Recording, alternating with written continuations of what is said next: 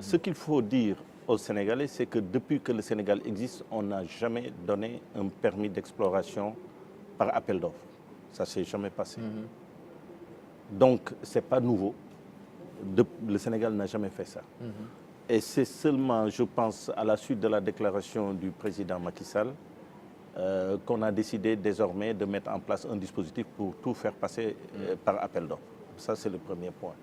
Le deuxième point, c'est qu'il y a un deuxième thème, c'est comme je vous ai dit, c'est les entreprises étrangères.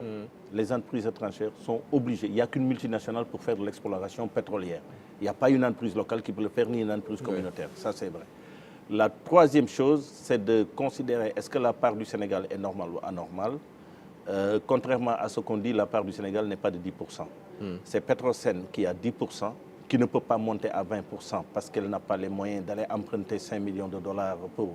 Il faut les mettre à un moment ou à un autre. Et donc, mais quand vous prenez les intérêts de l'État du Sénégal, elle peut aller parfois jusqu'à 50% de la production restante une fois que les coûts sont couverts, sans compter les impôts et les taxes, plus bien sûr diverses autres dispositions, mais telles que les loyers, mais de superficie. Donc, il y a de l'argent qui est attendu. Bon, maintenant, rien n'est parfait et il faut apprendre des choses. L'initiative ITE a classé le Sénégal parmi les pays les plus, comment dirais-je, les plus transparents, parce que c'est une initiative sur la transparence. Et je pense que ce qu'il faut, c'est approfondir, aller toujours plus loin dans le sens de la transparence. Désormais, je pense que l'idée de lancer des appels d'offres a été retenue, ce qui est une excellente chose. Et la deuxième chose, c'est que l'idée d'un débat public, mais sur le pétrole et l'utilisation des ressources aussi me paraît fondamentale. Et ces deux initiatives-là ont été lancées et confirmées par le président de la République. Ok, maintenant, ce qui est peut-être important pour les Sénégalais, c'est de voir peut-être les candidats parler de perspectives radieuses quant à la gestion même de ces ressources-là. Oui, mais sur ce plan... C'est là le débat. Mais tout à fait. Mais le débat, il est implicite dans les programmes. Parce qu'aujourd'hui, les ressources pétrolières étant des ressources de longue durée, elles ne peuvent financer que des emplois de longue durée.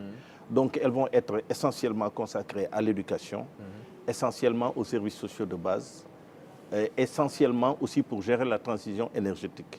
Quand vous prenez une ville comme Rufisque qui a besoin de 95 milliards pour faire face à l'avancée de la mer, Bargny, la langue de Barbarie, tout ça, c'est là où il faut, à mon avis, mettre les ressources. L'autre aspect aussi sur le pétrole et les gaz, c'est que je voudrais dire que c'est l'enjeu implicite mais de cette élection présidentielle.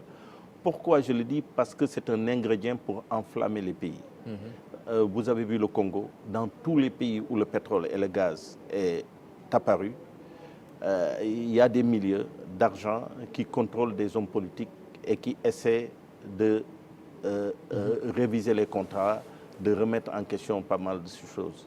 Et je pense que c'est ici qu'il faut être vigilant vis-à-vis de tout le monde